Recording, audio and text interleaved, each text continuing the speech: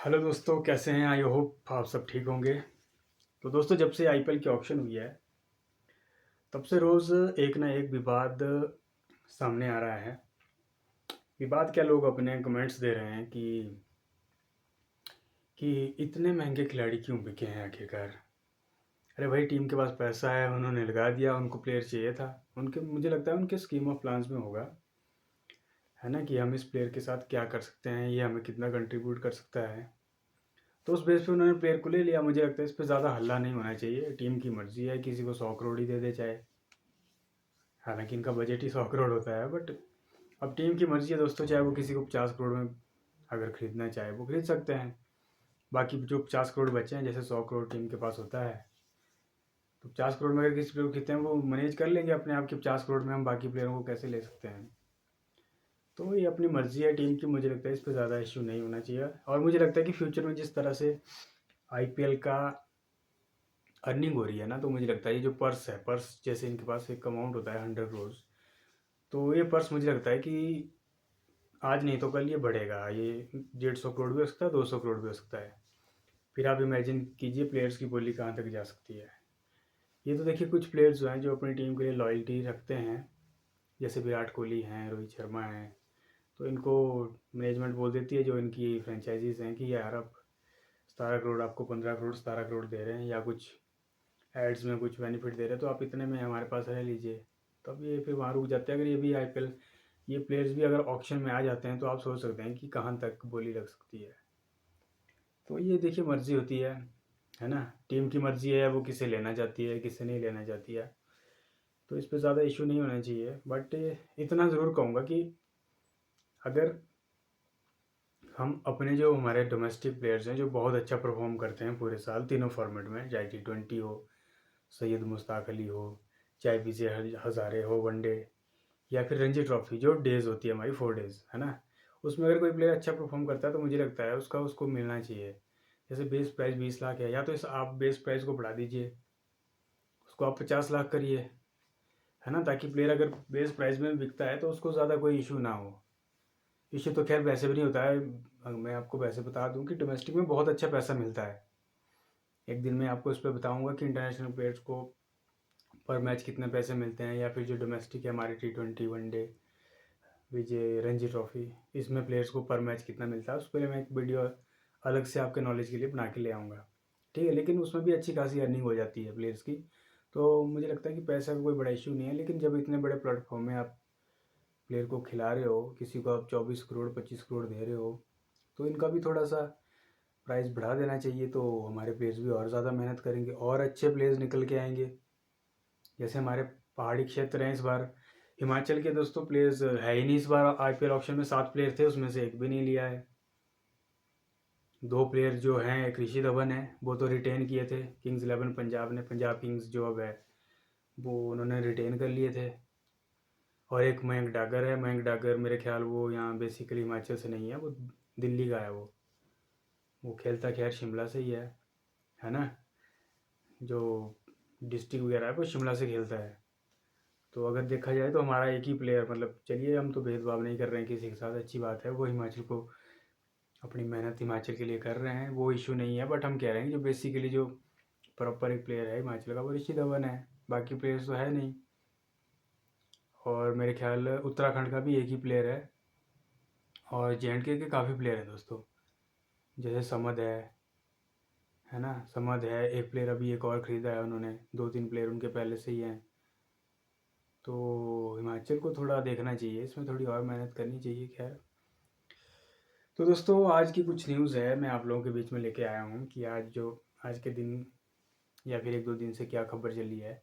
सबसे पहले खबर तो दोस्तों यही आईपीएल वाली है कि एक जो स्टेटमेंट है AB डिविलियर्स, मिस्टर 360, उन्हें कौन नहीं जानता, उन्होंने दी है जो आईपीएल की बोली लगी। उन्होंने कहा है कि Pat Cummins and Mitchell Starc are good players. ठीक है, मतलब दोनों अच्छे प्लेयर हैं, बट इतना पैसा उनको देना क्या ठीक है?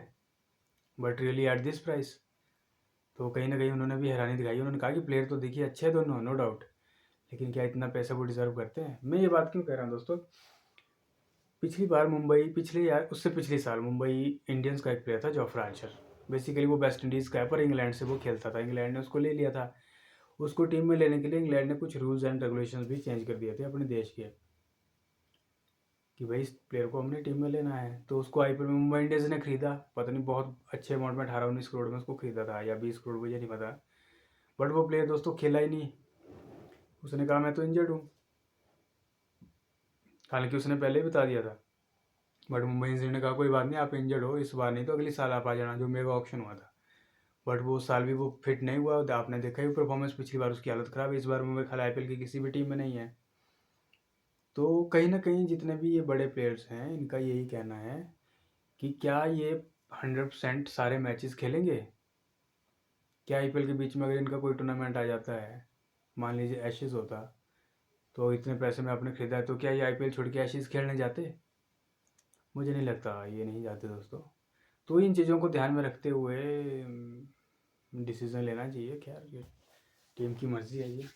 अच्छा, दूसरी न्यूज़ दोस्तों, इसी बात पे अनिल कुंबले जी ने भी कहा है कि हमें विदेशी खिलाड़ियों को इतने पैसे नहीं देने चाहिए, we should not invest in foreign players. उनकी भी चिंता सही है जी, हमने पहले डिस्कस कर ही लिया है। अनिल कुंबले लेजेंडरी प्लेयर हमारे, उन्हें कौन भूल सकता है, बेस्ट लेग स्पिनर और कैप्टन भी उन्होंने वो रहे हैं। तो उन्होंने भी अच्छी बात की है दोस्तों। मुझे लगता है कि जो लेजेंड है हमारे, उनकी भी बात सुननी चाहिए कहीं ना कहीं। बट दोस्तों ये ना डिसीज़न ये फ्रेंचाइजीज़ का होता है, आप किसी पे से प्रेशर नहीं बना सकते, उनकी मर्ज़ी है भाई, जितना पैसा जिसको देना है। हाँ ये है कि थोड़ा देख सकते हैं, क्योंकि ऑनर हमारे इंडिया के ही हैं, तो उनको देखना चाहिए। देन दोस्तों, विराट कोहली की न्यूज़ आपने सुनी होगी। विराट कोहली जो है साउथ अफ्रीका से वापस आ गए हैं घर, कुछ पर्सनल इश्यूज़ को लेके। जो 3 दिन का इंट्रा स्क्वाड मैच होना था दोस्तों, इंट्रा स्क्वाड मैच वो होता है जैसे यहाँ से हम हमारे 16 प्लेयर्स गए हैं तो आपस में प्रैक्टिस मैच खेलते हैं, तो वो नहीं खेल पाएंगे, कुछ फैमिलीज उनके इश्यूज़ हैं, वो भारत वापस आ गए हैं। हालांकि वो टीम को ज्वाइन करेंगे पहले टेस्ट से पहले, 26 से पहला टेस्ट है तो शायद 25 को ज्वाइन कर लें। कुछ फैमिली इशू होंगे, क्लियर तो नहीं है क्या प्रॉब्लम है, लेकिन ये न्यूज़ पता चली है, ठीक है। उसके बाद दोस्तों की न्यूज़ है कि इंडिया की जो वुमेन और ऑस्ट्रेलिया वुमेन का एक मैच चला है। ऑस्ट्रेलिया वुमेन जो है इंडिया टूर पे आए हैं, तो टेस्ट मैच था पहला, एक ही टेस्ट मैच है शायद, तो उसमें इंडिया ने अच्छी पोजीशन अपनी जो है होल्ड कर रखी है। इसमें दोस्तों 219 पे ऑल आउट कर दिया था पहले, ऑस्ट्रेलिया ने टॉस जीता, बैटिंग ली, 219 पे उनको ऑल आउट कर दिया था। फिर इंडिया जो है 376 बनाकर अभी खेल रही है। इसमें पूजा वत्सकर करके एक लड़की है, उसने 4 विकेट्स लिए थे, और स्नेहा राणा ने 3 विकेट लिए थे। दीप्ति शर्मा दोस्तों स्पिनर है, उसने 2 विकेट लिए थे। रेणुका सिंह हमारे हिमाचल शिमला की, उनको अभी विकेट नहीं मिल पाया, हालांकि वो पहले ही विकेट ले लेती है। खैर हर मैच में तो नहीं चल पाएंगे, लेकिन she is a very good player. उसके बाद दोस्तों जो इंडिया की बैटिंग है, शेफाली वर्मा ने 40 रन किए, स्मृति मंदाना ने 74 किया, अनफॉर्चुनेटली रन आउट हो गई, 100 कर सकती थी। ऋचा घोष ने 52, ऋचा घोष का डेब्यूट था। जेमिना रॉड्रिक्स दोस्तों 73 रन बनाकर, ये भी अनफॉर्चुनेटली इनका 100 नहीं हो पाया, बहुत अच्छी प्लेयर हैं ये भी। उसके बाद दोस्तों यस्तिका भाटिया विकेट कीपर है, वो मेरे ख्याल 0 पे आउट हो गए। सुषमा वर्मा हमारी पहले विकेट कीपिंग किया करती थी, ये भी शिमला क्षेत्र से ही हैं। दीप्ति शर्मा दोस्तों 70 रन बनाकर खेल रही है, और पूजा वस्ताकर दोस्तों ये जो बॉलर है ये भी अच्छी बैटिंग कर लेती है, 33 पे अभी खेल रही है। तो इंडिया अच्छी पोजीशन पे है, मुझे लगता है जीत जाएंगे। और इंडिया में दोस्तों इंडिया को हराना बहुत टफ है। नेक्स्ट न्यूज़ है दोस्तों डीन एल्गर दोस्तों साउथ अफ्रीका के बैट्समैन है, लेफ्ट हैंड बैट्समैन, बहुत ही अच्छा प्लेयर ये साउथ अफ्रीका का टेस्ट कैप्टन भी था। तो ये जो है इंडिया सीरीज़ के बाद रिटायरमेंट ले रहा है। ये दोस्तों बहुत ही अच्छा प्लेयर था, बहुत ही अच्छी सेवाएं इसने दी है। ये एबी डिविलियर, फाफ डुप्लेसिस इनके साथ का प्लेयर है, ये बहुत ही अच्छा प्लेयर है। इसने दोस्तों 84 टेस्ट खेले हैं, जिसमें इसके 5146 रन है। ओडीआई इसने 8 ही खेले हैं, इसमें ज़्यादा कुछ कर नहीं पाया, 104 रन है। और फर्स्ट क्लास क्रिकेट जैसे जो हमारी रणजी ट्रॉफी होती है, उधर इनका फर्स्ट क्लास जो है उसमें इसके 239 मैचों में 16,000 से ज़्यादा रन है। अच्छा प्लेयर है दोस्तों। तभी 36-37 साल का है, तो ये ज़्यादा अपना आगे बोझ टीम पे नहीं बनते हैं, ये रिटायरमेंट ले लेते हैं, है ना, स्व इच्छा से। तो अच्छी बात है, ये चाहता है कि यंगस्टर को मौका मिले। तो उसके बाद दोस्तों शाहिन अफरीदी जो है पाकिस्तान का प्लेयर, उसको ये तीसरे टेस्ट मैच के बाद जो है वो बोल रहे हैं कि रेस्ट देंगे। वर्कलोड मैनेजमेंट के अंडर ये कुछ काम कर रहे हैं इसके लिए। तो ये भी दोस्तों काफ़ी टाइम से कंटिन्यू क्रिकेट खेल रहा है। इनका क्या इशू है दोस्तों, कोई भी टीम आ जाती है ना उनके साथ मैच खेलने लग जाते हैं। जैसे जिम्बाब्वे आ जाएगा तो जिम्बाब्वे के साथ ही मैच खेल लेंगे, नेपाल आएगा तो उनके साथ भी खेल लेंगे, है ना। कोई भी आ जाए तो उनके साथ। इंडिया में ऐसा नहीं होता। इंडिया में आपने देखा होगा जो बड़े प्लेयर हैं ये खेलते नहीं है छोटी मोटी टीम के साथ। इनको पता है हमने आईपीएल में 2 महीने लगाने हैं, वहाँ पे अपना ठीक है पूरा अपना एनर्जी लगेगी, तो वो सब देखते हुए ये छोटी टीमों के साथ नहीं खेलते। अभी आपने देखा होगा रिसेंटली जितने भी अभी इंडिया ने सीरीज़ खेली है 2-3, उसमें थे ही नहीं बड़े प्लेयर। ये रेस्ट पे थे अपना कि भाई चलो यंगस्टर खेल लेंगे, यंगस्टर को मौका मिल रहा है और यंगस्टर अच्छा कर रहे हैं। उसके बाद दोस्तों टॉम करन, दोस्तों ये प्लेयर है टॉम करन। ये दोस्तों इंग्लैंड का प्लेयर है बेसिकली। इसने क्या किया, जो ये हमने देखा होगा हमारे जो लोकल मैचेस होते हैं ना दोस्तों, उसमें आपने देखना कभी जैसे मान लो टॉस हो गया, पिच बनी हुई है बढ़िया, मैच के लिए तैयार है, तो कुछ प्लेयर जाएंगे बीच में बैट लेके लग जाएंगे बैटिंग करने, या बॉलर होगा जाके दौड़ के बॉलिंग करने लग जाएगा, ठीक है। तो इसने भी दोस्तों ऐसा ही किया, इसको लगा मैं गाँव में खेल रहा हूँ, तो क्या किया इसने, गया रनअप लेने लग गया स्पाइक्स के साथ। विकेट अभी बन रही थी, अंपायर इंस्पेक्शन कर रहे थे, तो गया इसने स्पाइक के साथ वहाँ पे बॉल डाल दिया। अंपायर ने इसको मना किया, फिर नहीं माना, फिर अगली बार फिर दूसरी साइड से फिर आ गया अंपायर ने, फिर इसको फिर ये नहीं माना, तो इसको दोस्तों 4 मैच का बैन लगा दिया है। ये इसने किया ऑस्ट्रेलिया में बीबीएल में, बिग बैश लीग जो होती है, केएफसी बिग बैश लीग आपने सुना ही होगा। T20 लीग अच्छी होती है ऑस्ट्रेलिया की, तो उसको 4 मैच के लिए बोल दिया थैंक यू, बैन, इनडिसिप्लिनरी एक्शन इसके ऊपर हुआ है दोस्तों। ये टॉम करन सैम करन है, दोनों भाई हैं बेसिकली दोस्तों, जिम्बाब्वे से हैं। इनका फादर जो है जिम्बाब्वे का कभी प्लेयर रहा, केविन करन करके प्लेयर था जिम्बाब्वे का। तो ये मेरे ख्याल है फर्स्ट ये जो है खेलने आया होगा उधर इंग्लैंड में। इंग्लैंड की जो काउंटी वगैरह जो होती है दोस्तों, अच्छा पैसा उसमें मिलता है, वहाँ गया होगा, फिर वहीं सेटल हो गया। दोनों भाई अब इंग्लैंड से खेलते हैं। ये टॉम करन दोस्तों आरसीबी ने इसको खरीदा है आईपीएल में, और सैम करन किंग्स 11 पंजाब में, आपको पता ही है। तो 4 मैच का बैन इसको लग गया है। फिर दोस्तों शाही होप ने जो है वेस्ट इंडीज़ को T20 सीरीज़ जिता दी है। इनकी इंग्लैंड के साथ T20 सीरीज़ चली थी और ये 2-1 से ही जीत गए हैं। इसमें दोस्तों ये जो इनका लास्ट मैच हुआ 132 रन पे इन्होंने ऑल आउट कर दिया 19.3 ओवर में इंग्लैंड को। खुद 133 रन 19.2 में ही दोस्तों इन्होंने जीत लिए 6 विकेट गवा कर। दोस्तों मुझे लगता है ना इनकी टीम T20 में तो बहुत अच्छी है। आपको पता ही सारे T20 के प्लेयर हैं कि जाते हैं ताबड़तोड़ मारते हैं। तो इनको जो दोस्तों मेरे को लगता है टेस्ट और वनडे को भी सीरियसली लेना चाहिए। हमने देखा पीछे इस बार जो 2023 का वर्ल्ड कप हुआ उसमें क्वालिफाई नहीं कर पाए। इनको मेरे ख्याल नीदरलैंड ने इनको हरा दिया था।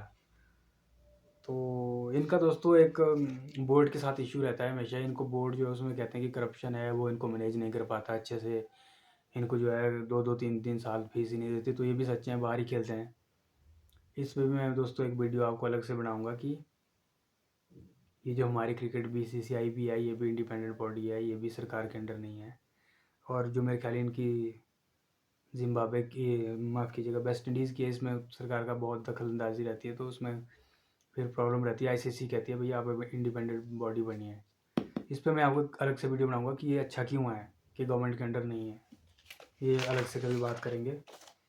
उसके बाद दोस्तों जो आज की लास्ट न्यूज़ है वो ये है कि न्यूजीलैंड ने बोला है केन विलियमसन और काइल जेमिसन, दोस्तों इनका फास्ट बॉलर है, लंबा सा और बहुत अच्छा बॉलर है केन विलियमसन। इनको बोला है कि जो बांग्लादेश के साथ T20 सीरीज़ अभी आजकल इनकी ओडीआई मैचेज चले हैं, आज रात को 3:30 बजे इनका मैच है, तो उसमें पता नहीं क्या जो भी होगा। पहला मैच तो जीत गए थे, दूसरा भी है, तो ओडीआई सीरीज़ चली है और जिम्बाब्वे सॉरी ये बांग्लादेश जो है टूर कर रही है इस टाइम न्यूजीलैंड का। तो ये उन्होंने कहा जो इसके बाद जो T20 सीरीज़ होगी इसमें काइल जेमिसन और केन विलियमसन नहीं खेलेंगे। ये भी इसलिए दोस्तों क्योंकि ज़्यादा ये छोटी टीम है, तो उसमें ये चाहते हैं कि बड़े प्लेयर्स को मौका मिले, है ना। ये अपने रिकॉर्ड्स कुछ के लिए नहीं खेलते हैं दोस्तों। ये इनको इनको ने देखना होता है कि भाई हमारे आगे कहाँ बेनिफिट होगा। तो इन्होंने आगे अभी अगले साल मेरे ख्याल मई जून में T20 वर्ल्ड कप भी है, तो वहाँ की ये तैयारी करते हैं। तो ये अपने जो यंगस्टर है उनको मौका देंगे, है ना। और जैसे पाकिस्तान के नहीं होते हैं, जैसे जहाँ मर्जी खेल रहे हैं जी, रिकॉर्ड्स बना रहे हैं, फिर बोलेंगे हम ऐसे हैं वैसे हैं, तो वो इनका सिस्टम नहीं है। तो ये दोस्तों आज की न्यूज़ थी। बाकी अगर कुछ नया होगा तो मैं आपके बीच में लेकर के आऊँगा। कोशिश करूँगा रोज़ कोई ना कोई आपको न्यूज़ देता रहूँ। Thank you.